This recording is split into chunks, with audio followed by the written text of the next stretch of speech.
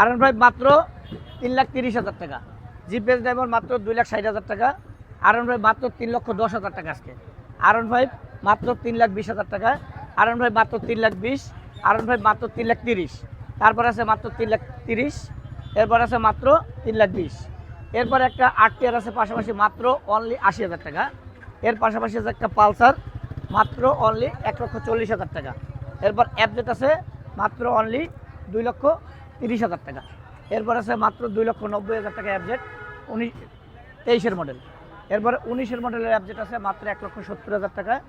Double ডিক্সের monotone আছে মাত্র 1,40,000 টাকা। ফ্রেজার আছে মাত্র অনলি 1,80,000।